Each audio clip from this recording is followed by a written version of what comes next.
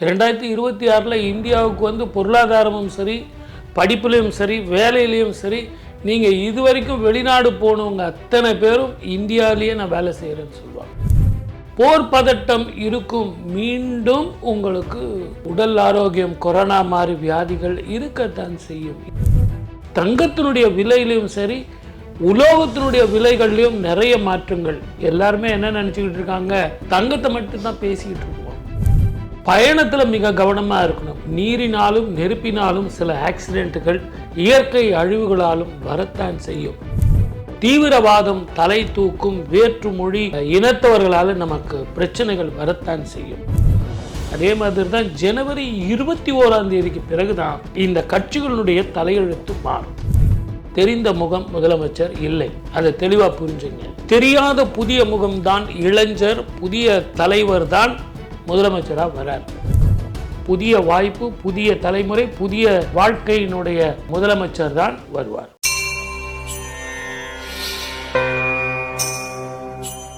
பிரவோக் பக்தி நேயர்களுக்கு வணக்கம். இன்று நம்முடன் தெய்வீக ஜோதிடர் பாலகிருஷ்ண ரெட்டி அவர்கள் இணைந்துள்ளார். 2026 என்னென்ன நடக்க போகுது, அரசியலிலிருந்து பொருளாதாரம் வரை கேட்டு தெரிஞ்சுக்கலாம். வணக்கம் சார். குரு பிரம்மா, குரு விஷ்ணு, குருதேவோ மகேஸ்வரஹ, குரு சாட்சாத் பரபிரம்மா, தஸ்மை ஸ்ரீ குருவே நமஹ. என் அன்பு பிரவோக் பக்தி நேயர்களுக்கும் என் அன்பு சகோதரருக்கும் என் அன்பு வணக்கங்கள். சார், இப்போ 2026 எப்படி இருக்க போகுது, இந்த வருடம் என்னெல்லாம் விஷயங்களை சுமந்துக்கிட்டு நம்ம கிட்ட வருது அப்படிங்கிறத தெரிஞ்சுக்கிறதுக்கு எல்லாருக்குமே ஆர்வமாக இருக்கும். ஒட்டுமொத்தமாக கோச்சார அடிப்படையில் இந்த 2026 என்ன மாதிரியான ஒரு வருடமாக இருக்குது சார்? பொதுவாகவே நம்ம என்ன எதிர்பார்ப்போம் பொது பலனில் அப்படின்னு கேட்டிங்கன்னா, பணப்பிரச்சனை இதெல்லாம் தீந்துருமா, குடும்பத்தில் எல்லாரும் ஒத்துமையாக இருப்பாங்க, வெளிநாடோ வெளி மாநிலமோ நம்ம போகிறதுக்கு நல்லா இருக்குமா அப்படின்னு தான் எல்லோரும் எதிர்பார்ப்போம். இப்போது எது எடுத்தாலும் நம்ம ரெஃபரன்ஸ் வந்து யூஎஸ்ஏ எப்படி இருக்கும், பொருளாதாரம் எப்படி இருக்கும், படிப்பு அங்கே தான் போகணும், வேலை அப்படி தான் போகணும் அப்படிங்கிற நிலை மாறும். இந்தியா வந்து மிகப்பெரிய திருப்பத்தை கொடுக்க போகுது. 2026 இந்தியாவுக்கு வந்து பொருளாதாரமும் சரி, படிப்புலையும் சரி, வேலையிலையும் சரி, நீங்கள் இதுவரைக்கும் வெளிநாடு போனவங்க அத்தனை பேரும் இந்தியாவிலேயே நான் வேலை செய்கிறேன்னு சொல்லுவாங்க. இப்போ எங்கள் ஜோதிடர்கிட்ட வந்து முன்னெல்லாம் பொருத்தம் பார்க்கும்போது, சார் அவர் அமெரிக்காவில் இருக்கார் சார் அப்படின்னா, சார் நீங்கள் பொருத்தம் பாருங்கள் சார், அமெரிக்கா போயிடுவோம். ஆனால் இப்போ நிறைய பெண்கள் வந்து சொல்ல ஆரம்பிச்சிட்டாங்க, எங்களுக்கு சென்னையிலேயே இருக்கணும், எங்களுக்கு வெளிநாடு போகிறதுக்கு விருப்பம் இல்லை. அப்போது இந்தியாவினுடைய தலையெழுத்து மாறுது. இந்த கால கிரகங்களில் வந்து சனியும் செவ்வாயும் சேரும் காலம், சனி ராகு, சனி செவ்வாயில் வந்து பார்வை, இப்படின்னு பலவித பிரச்சனைகள் இருக்குது. இயற்கை அழிவுகளாலும் நீரினாலும் நெருப்பினாலும் பிரச்சனைகள் வரத்தான் செய்யும். போர் பதட்டம் இருக்கும், மீண்டும் உங்களுக்கு உடல் ஆரோக்கியம், கொரோனா மாதிரி வியாதிகள் இருக்கத்தான் செய்யும். இந்தியாவை சுற்றி உள்ள அண்டை நாடுகளினுடைய பிரச்சனை இருக்கத்தான் செய்யும். நம்பிக்கை துரோகங்கள் இருக்கும். எது எப்படி இருந்தாலும் பொருளாதாரத்தில் வந்து ஒரு ஸ்டாண்டர்டாகவும் அற்புதமான பலனை கொடுக்கக்கூடிய வருஷமாகவும் 2026 இந்தியாவுக்கு இருக்கும். இந்தியாவுக்கு இருக்குனாலே மக்கள் எல்லாம் இருப்பாங்க. நல்ல ஞாபகம் வச்சுங்க சார், இந்தியர்கள் உழைக்க தெரிந்தவர்கள். உழைக்க தெரிஞ்சிங்கன்னா பழக தெரியும். அமெரிக்கா 3 என்ன சார், மற்ற நாடுகள் உங்களுக்கு இல்லையா? சிங்கப்பூர் இல்லையா? லண்டன் இல்லையா? நியூசிலாந்து இல்லையா? எத்தனையோ நாடுகள் இப்போது நமக்கு தெரியாத நாடுகள்லாம் இப்போது வருது. ஜெர்மன் வந்து இப்போ உங்களுக்கு விசா கொடுக்க ஆரம்பிச்சிட்டா. அதே மாதிரி சைனா, இது எல்லாம் கிரக ரீதியாக ஒரு கேட் ஓப்பன் ஆகும். கடவுள் வந்து ஒரு கதவை மூடினா 2 கதவை திறப்பான்ற மாதிரி ஜோதிடத்தில் சனி வந்து குருவோட வீட்டில் இருக்கார். ராகு கேதுக்கள் பிரச்சனை, இடமாற்றங்கள் வரப்போகுது. குரு வந்து உச்சமடைய போகிறார். தங்கத்தினுடைய விலையிலையும் சரி, உலோகத்தினுடைய விலைகள்லையும் நிறைய மாற்றங்கள். எல்லாருமே என்ன நினச்சிக்கிட்டு இருக்காங்க, தங்கத்தை மட்டும்தான் பேசிக்கிட்டு இருப்போம். ஆனால் உலோகத்தினுடைய விலையே தலைகீழாக மாறும். அது வெள்ளியாகட்டும், தாமிரமாகட்டும். இப்போ மறுபடியும் இண்டஸ்ட்ரியெலாம் தாமிரத்துக்கு வரணும்னு சொல்லிட்டு எப்படியெல்லாம் இப்போ வருது பாருங்கள். நேற்று வரை எதிர்த்தவர்கள் இன்று நமக்கு ஆதரவுன்னு சொல்கிற மாதிரி இருக்குது. அப்போ காலங்கள் மாறுது, அந்த கிரகங்கள் புத்தியை கொடுக்குது. 2026 பொருளாதார வளர்ச்சி இந்தியாவுக்கு நல்லா இருக்கும். மக்கள் வெளிநாடோ வெளி மாநிலமோ போய் படிக்கிறத விட இந்தியாவிலே படிக்கலாங்கிற ஸ்டாண்டர்ட் இம்ப்ரூவ் ஆகும். பெண்களுக்கு இந்த வருஷம் ரொம்ப நல்லா இருக்கும் சார். அவங்களுக்கு வந்து அதிக வருமானம் தரக்கூடிய இடத்துலையும், பேர் சொல்கிற இடத்துலையும், அரசியலாகட்டும், டாக்டர் தொழிலாகட்டும், ஏன் நீதிபதிகளில் கூட பெண்கள் வந்து கோலோச்சுவார்கள். 2026 பயணத்தில் மிக கவனமாக இருக்கணும். நீரினாலும் நெருப்பினாலும் சில ஆக்சிடென்ட்டுகள், இயற்கை அழிவுகளாலும் வரத்தான் செய்யும். தீவிரவாதம் தலை தூக்கும். வேற்று மொழி இனத்தவர்களால் நமக்கு பிரச்சனைகள் வரத்தான் செய்யும். நேற்று வரை நண்பர்களாக இருந்த அண்டை நாட்டுக்காரர்கள் நமக்கு உறவை மீறி நமக்கு உறவுக்கு எதிர்ப்பாக சில காரியங்கள் செய்வாங்க. எல்லாம் உள்ளுக்குள்ளேயே நடக்கும். ஆனால் வருமானங்கள் கூடும். நீங்கள் நல்லா ஒன்று புரிஞ்சுங்க சார். பிளாக் கோல்டுன்னு சொல்லக்கூடிய பெட்ரோலுடைய விலை அண்டை நாடுகள் எல்லாம் உங்களுக்கு எவ்வளவோ விலை ஏற்றம் இறக்கம் இதெல்லாம் இருக்குது. ஆனால் நம்ம இந்தியாவை பொறுத்த வரைக்கும் ஒரு ஸ்டாண்டர்டாக ஒரு ரேட்டை கொடுத்து அதே ரேட்டில் நம்ம கண்டினியூ பண்ணிகிட்ருக்கோம். பொருளாதாரத்தினுடைய பிரச்சனைகள் வராத போது கூட அப் அண்ட் டவுன்ஸ் இருந்தது. ஆனால் இப்போ பார்த்தீங்கன்னா இந்த 100 ரூபா 102 ரூபாலே அப்படி டோட்டலாக அரெஸ்ட் ஆகிருக்கு. இதே நிலையிலையும் பொருளாதாரத்திலையும் மாற்றங்கள் இருக்கத்தான் செய்யும். இதை எல்லாத்தை விட ரூபாய் நோட்டுகளில் இருந்த மாற்றங்கள் என்னன்னு உங்களுக்கு தெரியும். அதுலேயும் சில மாற்றங்கள் இந்த ஆண்டு உங்களுக்கு வரும். புதிய புதிய சின்னங்கள் வரும், புதிய புதிய நிறங்கள் வரும், புதிய புதிய எலக்ட்ரானிக்ஸ் பேமெண்ட்ஸ் வந்து இன்னும் இம்ப்ரூவ்மெண்ட் ஆகும். இதெல்லாம் நிறைய மாற்றங்கள் வரத்தான் போகுது. இந்தியாவுக்கு சாதகமாக இருக்கும். இந்திய மக்களுக்கு அடிப்படை பிரச்சனைகள் வராது சார். ஆனால் பயணத்தில் கவனமாக இருக்கணும். எலக்ட்ரிசிட்டி, ஃபயர் இது ஜாக்கிரதையாக இருக்கணும். இயற்கை அழிவுகளில் ஜாக்கிரதையாக இருக்கணும். 2026 தமிழக மக்களுக்கு மட்டுமல்ல, தமிழ்நாட்டுடைய தலைவிதியையே நிர்ணயிக்கக்கூடிய ஒரு வருடமாக இருக்குது. நடக்கவிருக்கக்கூடிய 2026 சட்டமன்ற தேர்தலை சொல்கிறேன். இப்போ திமுக அதிமுகன்னு நம்ம நீண்ட காலமாக இந்த 2 கட்சியுடைய போட்டியை தான் பார்த்துருக்கோம். ஆனால் இப்போ தமிழக வெற்றி கழகம் விஜயவர்கள் வந்து களத்தில் இருக்கார். நாம் தமிழர் கட்சி சீமான் அவர்கள், இன்னும் பல கட்சிகள், கூட்டணி என்னவாக போகுது இப்படிங்கிற $1 மில்லியன் கொஷின் இருக்குது. 2026 அரசியல் களம் எப்படி இருக்க போகுது சார்? எது எப்படி இருந்தாலும் சார், தமிழ்நாட்டை பொறுத்த வரைக்கும் இந்த டைமில் உங்களுக்கு எலெக்ஷன் வருது. அந்த எலெக்ஷன் எப்போ வருது அப்படிங்கிறத நம்ம பார்க்கணும். சூரியன் உச்சம் பெறக்கூடிய காலத்தில் வராங்க. இந்த சூரியன் உச்சம் பெறும்போது நமக்கு மக்களுக்கெல்லாம் எப்படிப்பட்ட தெளிவான சிந்தனை இருக்கும்னு உங்களுக்கு தெரியும். அதே நேரத்தில் என்ன தேதி குறிப்பிடுறாங்க, எப்படி இருந்தாலும் ஏப்ரல் 21 இருந்து 30க்குள்ளே ஏதோ ஒரு டேட் வந்துடும். முதல் போலிங் டேட்டாவது வந்துடும். ஆனால் இப்போ நீங்கள் சொன்ன அந்த எஸ்ஐஆர் அது மூலமாக எவ்வளவு ஓட்டுக்கள் இருந்திருக்காங்க, இதையெல்லாம் உங்களுக்கு ரெகுலரைஸ் பண்ணியிருக்காங்க. அப்போ நீங்கள் நல்லா யோசனை பண்ணி பாருங்கள். இந்த ரெகுலரைசேஷன் வந்து உங்களுக்கு ஒரு மாற்றத்தை கொடுக்கும், ஒரு மறுமலர்ச்சியை கொடுக்கும். அதே மாதிரி தான் ஜனவரி 21 பிறகு தான் இந்த கட்சிகளுடைய தலையெழுத்து மாறும். நான் ஏன் சொல்கிறேன் அப்படின்னு கேட்டிங்கன்னா, சனி பெயர்ச்சி வாக்கிய பிரகாரம் ஒரு மாற்றம் இருந்தாலும் இந்த வருஷம் குரு பெயர்ச்சி இருக்குது. குரு இதுவரைக்கும் எந்த வீட்டுக்கு போனாலும் அதனுடைய பலன் ஒரு மாதிரி இருந்தாலும் இந்த வருஷம் போகக்கூடிய குரு 12 வருஷத்துக்கு ஒரு முறை வரக்கூடிய உச்சம் பெறக்கூடிய கடகத்தில் போய் உச்சம் பெற போகிறார். அப்போ அதனுடைய மாற்றம் வந்து உங்களுக்கு அரசியலில் வந்து மிகப்பெரிய தீர்க்கமான முடிவுகளை கொடுக்கும். எல்லாருமே தொங்கு சட்டசபை அமையும் அப்படின்னு சொல்கிறாங்க. தொங்கு சட்டசபை அமையாது. நல்ல தெளிவான வெர்டிக்டை நம்ம தமிழக மக்கள் கொடுப்பாங்க. ஆனால் எல்லாரும் நினச்சிக்கிட்டு இருக்காங்க இவர் வருவார் அவர் வருவார். நம்ம ஜோதிடம் சொல்லுங்கன்னா நிறைய பேர் ஜோசியம் சொல்கிறதில்ல, ஏசியம் சொல்கிறாங்க. என்னுடைய மனசில் பிடிச்சிருக்கு சார், அதை நான் உங்ககிட்ட கருத்தாக சொல்ல முடியாது. நீங்கள் கூட என்ன சொல்லுங்க சார், உங்கள் விருப்பத்தை நாங்கள் கேட்கல சார், ஜோதிட ரீதியாக உங்கள் கருத்தை சொல்லுங்கள் அப்படின்னா முதல்ல தேதி வந்து அறிவிக்கட்டும். எந்த தேதியில் வந்து போலிங் வருது அப்படிங்கிறத பார்க்கணும். அதே மாதிரி அந்த டேட் வந்து அது திராவிட முன்னேற்ற கழகமாக இருந்தாலும் சரி, அண்ணா திராவிட முன்னேற்ற கழகமாக இருந்தாலும் சரி, புதிய கட்சிகளாக இருந்தாலும் சரி, அது அவர்களுக்கு சாதகமாக இருக்குமா அப்படிங்கிறத நம்ம முடிவு பண்ணணும். ஆனால் ஒன்று மாத்திரம் நான் உங்களுக்கு சொல்கிறேன், 2 கட்சிகளும் நீங்கள் நினைக்கிறபடி சாதாரண கட்சிகளோ கிடையாது. இவங்களுக்கு கட்சியில் இருந்து எல்லாரும் பிரிஞ்சு போயிட்டாங்க சார், இவங்க கட்சியில் ஓட்டுனுடைய ஆதாரம் அப்படியே இருக்குது சார் அப்படின்னு நம்ம எவ்வளவு புள்ளி விவரங்கள் நம்ம நிறைய தரலாம். எந்த புள்ளி விவரம் ஆதாரத்தோடு நீங்கள் நிரூபிச்சிங்கன்னா கூட அரித்மேட்டிக்கல் டெஃபினேஷன் தான் நீங்கள் கொடுக்க முடியும்.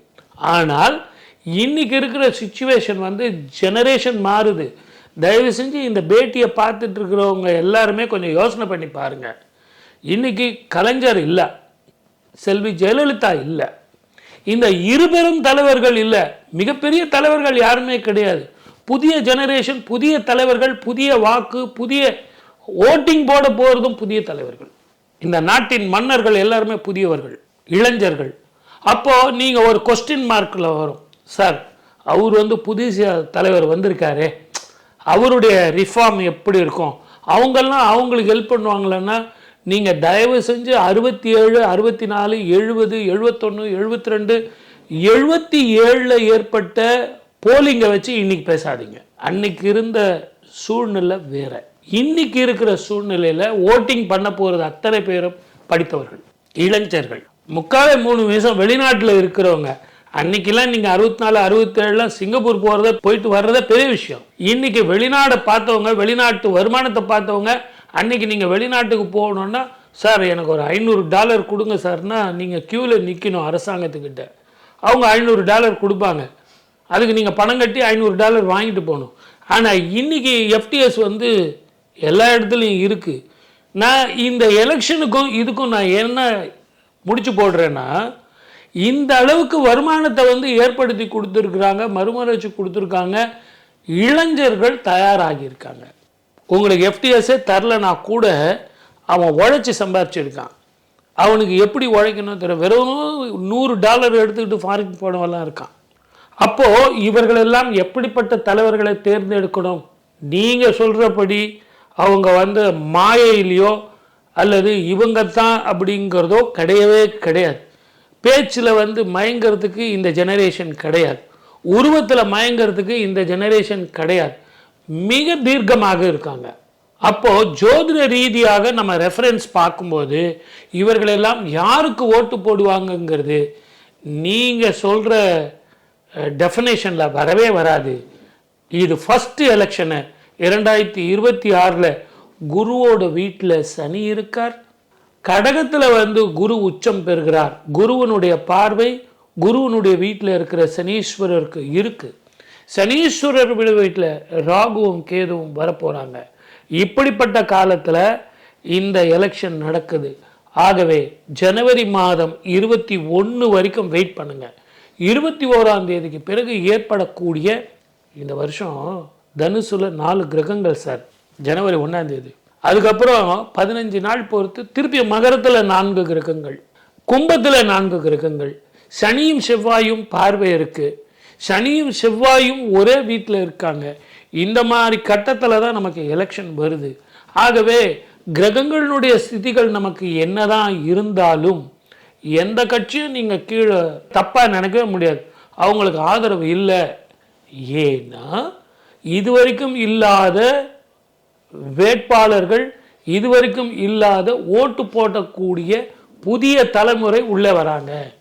அந்த புதிய தலைமுறை எப்படி இருக்குங்கிறது ஜோதிட ரீதியாக பார்க்கும்போது கொஞ்சம் வெயிட் பண்ணுங்க, நான் ஜனவரியில் சொல்கிறேன். இப்போ நீங்கள் சொல்கிறத படி பார்த்தாக்க ஒரு சுற்றி வளைச்சி சொல்கிறீங்க. இப்போ நான் டைரெக்டாக ரத்தின சுருக்கமாக கேட்குறேன், முதல்வர் யார்? எல்லாம் கரெக்டாக தான் கேட்குறீங்க. ஷார்ட் அண்ட் ஸ்வீட்டாக என்ன பொதுமக்கள்கிட்ட சொல்லுங்கன்றீங்க. இது ஜோதிட ரீதியாக சொல்கிறதுக்கு மட்டும்தான் எனக்கு உரிமை இருக்குது. நான் மறுபடியும் சொல்கிறேன், தெரிந்த முகம் முதலமைச்சர் இல்லை. அதை தெளிவாக புரிஞ்சுங்க. தெரியாத புதிய முகம்தான் இளைஞர், புதிய தலைவர் தான் முதலமைச்சராக வரார். அது மாத்திரம் நான் தெளிவாக சொல்லிடுறேன். அதுக்கு வந்து நீங்கள் இப்படி வருமா அப்படி வருமானு அடுத்த கேள்வி கேட்காதீங்க. ஆனால் என்னுடைய கேள்வியை நல்லா புரிஞ்சுங்க. அந்த புதிய தலைவர் யார்? நீங்கள் இது வரைக்கும் நீங்கள் வடநாட்டில் ஏற்பட்ட எலெக்ஷனில் நல்லா யோசனை பண்ணி பாருங்கள். ஏன் நீங்கள் டெல்லியிலே எடுத்து பாருங்கள். அந்த அம்மா நீங்கள் முதலமைச்சராக வருவாங்கன்னு உங்களுக்கு தெரியுமா? பாம்பேயில் வந்து நடந்தது நீங்கள் தெரியுமா? இந்த புதிய முகம் வந்து டாமினேட் பண்ண போகிறார். இதெல்லாம் மக்கள் தேர்ந்தெடுக்க போகிற ஒரு புதிய தலைவராக இருப்பார். 72 எப்படி ஒரு புதிய எழுச்சி வந்து அண்ணா திராவிட முன்னேற்ற கழகத்துக்கு இருந்ததோ அதே மாதிரி தான் 67 திராவிட முன்னேற்ற கழகத்துக்கு எப்படி இருந்ததோ அப்படித்தான் 2026 புதிய தமிழகம், புதிய தலைமுறை, புதிய வாழ்க்கை, புதிய ஜோதிடத்தினுடைய அடிக்கோல். ஏன்னா குருவோட வீட்டில் சனியும் சந்திரனுடைய வீட்டில் குருவும் உச்சம் பெற்ற குருவும் இருக்கிற இந்த காலகட்டத்தில் இந்த தேர்தல் நடக்க போகுது. ஆகவே பொறுத்திருந்து பாருங்க. அற்புதமான தலைவர் வரப்போகிறார். தமிழகத்துக்கு புத்துணர்ச்சி தரப்போகிறார். நான் ஒரு கேள்வியை போட்டாக்க நீங்கள் சுற்றி ஒரு பதிலை சொல்கிறீங்க. நான் இப்போ நானும் ராஜகிரகங்களெல்லாம் சுற்றி ஒரு கேள்வி கேட்குறேன். இப்போ நீங்கள் சொல்லக்கூடிய அந்த புது நபர் அப்படிங்கிறவர் கடகராசிக்காரரு, 2 யானைகளை அடையாளமாக கொண்டு புதுசாக கட்சி தொடங்கிட்டு வந்திருக்காரு, அவரா? இல்லை ஏற்கனவே ஒரு கட்சியுடைய மாநில தலைவராக இருந்துட்டு இப்போ கொஞ்சம் ஒரு புது பதவிக்காக காத்துக்கிட்டு இருக்க அவரா? இந்த 2 பேரில் யார்? என்னை பொறுத்த வரைக்கும் நான் ஜோதிட ரீதியாக பேசுறதுக்கு மட்டும்தான் எனக்கு உரிமை இருக்கு. எனக்கு தெரிஞ்சு திரைப்படத்துறையிலிருந்து வர்ற அந்த பாக்கியம் இனிமே இல்லை அப்படிங்கிறது தான் என்னுடைய அனுமானம். ஏன்னு கேட்டிங்கன்னா திரைப்பட கவர்ச்சிங்கிறது முடிஞ்சு போச்சு. திரு எடப்பாடி பழனிசாமி அவர்கள் முதலமைச்சர் ஆவார் அப்படின்னா அவருடைய பேக்ரவுண்டு நீங்கள் நல்லா புரிஞ்சுங்க. சினிமா துறைக்கு இருந்ததுங்களா? அவங்க அப்பா ஏதாவது அரசியலில் இருந்தாருங்களா? அதுக்கு முன்னாடி அவர் எங்கேனா தொழிலில் இருந்து நீங்கள் பார்த்துருக்கீங்களா? அப்போது இந்த மக்களால் ஒரு திருப்பம் ஜோதிட ரீதியாக அந்த பதவியில் உட்காரக்கூடிய ஒரு வாய்ப்பு வருது. நம்ம இந்த பதவியில் இருந்து யாரையுமே திணிக்க முடியாது. திரைப்படத்துறைங்கிறது அந்த காலத்திலே கூட ஒரு எம்ஜிஆர் தான், ஒரு என்டிஆர் தான், அது கூட ஒரு மொழிக்கு தான். அந்த மொழி மாறி அவங்க வரும்போது ஒர்க் அவுட் ஆகலை. எம்ஜிஆர் ஆந்திரா போயிருந்தாருன்னா எப்படி இருக்கும்? என்டிஆர் தமிழ்நாட்டுக்கு இருந்தால் எப்படி இருக்கும்? அவங்கவுங்க அந்தந்த நாட்டில் இருந்தாங்க. அப்போ நீங்கள் நல்லா புரிஞ்சுங்க, இனி இந்த திரைப்படத்துறை அப்படிங்கிறது தமிழக அரசியலில் ஒர்க் அவுட் ஆகாது அப்படிங்கிறது தெரியும். இன்னொருத்தர் நீங்கள் கேள்வி கேட்டீங்க, ஆனால் நீங்கள் அனுமானம் பண்ணுற இந்த புதிய தலைவர்கள்லாம் யாருமே கிடையாது. ஒரு புதிய தலைவர் ஒருத்தர் வரார், படித்தவராக இருப்பார், அன்பானவராக இருப்பார், விவரம் புரிஞ்சவராக இருப்பார், உங்களுக்கும் தெரிஞ்சவராக இருப்பார், எனக்கும் தெரிஞ்சவராக இருப்பார். ஆனால் நீங்கள் சொல்கிற கட்சியோ ஏற்கனவே ஆட்சி செய்கிற கட்சியோ மீண்டும் ஆட்சிக்கு வந்தாலும் நிரந்தரமான உறுதியான ஆட்சியை தருவாங்களாங்கிறது நடக்காது. புதிய வாய்ப்பு, புதிய தலைமுறை, புதிய வாழ்க்கையினுடைய முதலமைச்சர் தான் வருவார். இயற்கை 2026 இயற்கை நமக்கு என்னெல்லாம் ட்விஸ்ட் கொடுக்க போகுது, நம்ம எந்த அளவுக்கு கவனமாக இருக்குன்னு நினைக்கிறீங்க? எப்போவுமே சார், நீங்கள் 2019 பார்த்தீங்கன்னா நான் உங்களுக்கு பேட்டி கொடுத்துக்கிட்டே இருக்கேன். சார் இயற்கை அழிவுகள் இருக்குது சார், நீரினால் நெருப்பினால் இயற்கை அழிவுகளால் அப்படின்னு நானும் சொல்லிகிட்டு இருக்கேன், நீங்களும் போட்டுக்கிட்டு இருக்கீங்க. நம்ம ஈவன் திருவண்ணாமலையெல்லாம் கூட நம்ம பேசணும். இந்த வருஷம் நம்ம திருவண்ணாமலையில் ரொம்ப பெருசாக எதிர்பார்த்தோம். ஏன்னா அந்த சனியும் செவ்வாயினுடைய ஸ்திதி சரி கிடையாது. பெருசாக நம்ம எதிர்பார்த்தோம், ஆண்டவ புண்ணியத்தில் எதுவும் இல்லாமல் போயிடுச்சு. ஆனால் 2031 ரிஷபத்துக்கு சனீஸ்வரர் மாறும் காலம் வரைக்கும் இயற்கை அழிவுகள் இருக்கத்தான் செய்யும். பனிப்பொழிவு நீங்கள் ஓரளவுக்கு பார்த்துருப்பீங்க. தமிழ்நாட்டில் இந்த அளவுக்கு பனிப்பொழிவு நீங்கள் பார்த்துருக்கீங்களா? பெங்களூரில் சிம்லா மாதிரி இருக்குன்னு சொல்கிறாங்க, அந்த அளவுக்கு கோல்டு இருக்குன்றாங்க. அப்போது இந்த வருஷம் உங்களுக்கு என்ன காரணம்னு பார்க்கும்போது சனியும் செவ்வாயும் சேரும் காலம், சனி செவ்வாய் பார்வை காலம். தனுசுல 4 கிரகங்கள் இருக்கும்போது இந்த வருஷம் பிறக்குது. அதே மாதிரி மகரத்திலையும் சரி, கும்பத்திலையும் சரி, மீனத்திலையும் சரி 4 கிரகங்கள் ஒரே சேர்க்கை. யாரெல்லாம் சேரக்கூடாதோ இவங்கெல்லாம் சேராங்க. அப்போ நமக்கு என்ன கிடைக்கும்? இயற்கை அழிவுகள், தீயினால் பிரச்சனை, நீரினால் பிரச்சனை, அண்டை நாடுகளால் பிரச்சனை. நீங்கள் ஸ்ரீலங்காவில் நம்ம எவ்வளோ சொன்னோம் இயற்கை அழிவுகள் வரும் அப்படின்னு சொன்னோம். அந்த நுவரேலியாவில் பார்த்தீங்கன்னா, சீதா மடியில் பார்த்தீங்கன்னா எவ்வளவு இயற்கை அழிவுகள். அந்த மாதிரி இந்த 2026 உங்களுக்கு இயற்கை அழிவுகள் இருக்கத்தான் செய்யும். அதுலேயும் போர் பதட்டம் நிச்சயமாக இருக்கும். எந்த பதட்டம், இப்போ நீங்கள் ரஷ்யாவும் உக்ரைன் பார்த்தீங்கன்னா போர் பதட்டம் இருந்துக்கிட்டே இருக்குது, சண்டை இருந்துக்கிட்டே இருக்குது. ஆனால் இங்கே பார்த்தீங்கன்னா ஒரு மாஸ் வந்துக்கிட்டே இருக்கு, டக்குன்னு நின்று போகுது. அதுக்கு காரணம் என்ன அப்படின்னு கேட்டிங்கன்னா, இந்தியாவினுடைய அரசியல் அமைப்பு மட்டும் இல்லை, ஜோதிடத்தினுடைய தாக்கமும் பெருசாக பூம் வர்றது, தலைக்கு வந்தது தலைப்பாயோட போயிடும். ஆகவே இயற்கை அழிவுகள் நிச்சயமாக இருக்கும். ஆனால் 2031 வரைக்கும் இரவு பயணத்தை தவிர்ப்பதும், நீரினாலும் நெருப்பினாலும் மக்கள் எல்லாம் சர்வ ஜாக்கிரதையாக இருப்பதும். அரசாங்கம் என்ன செய்யும்? அவங்க சொல்லத்தான் செய்வாங்க. இருந்தாலும் நாம தான் நம்மளுடைய பாதுகாப்புக்கு, உடல் ஆரோக்கியத்துக்கு கவனமாக இருக்கணும். நிறைய விஷயங்கள் எங்களோட பகிர்ந்துக்கிட்டீங்க. ரொம்ப நன்றி சார். வாய்ப்பளித்த அத்தனை நல்ல உள்ளங்களுக்கும் நன்றி. பிரபோக் பக்தி நேயர்களுக்கு மீண்டும் நிறைய நிகழ்ச்சிகள் நான் கலந்து கொள்வேன். இந்த நிகழ்ச்சியில் வாய்ப்பளித்த உங்கள் அனைவருக்கும் என் அன்பு நன்றி, வணக்கங்கள். சர்வே ஜனா சுகினோ பவந்தோ.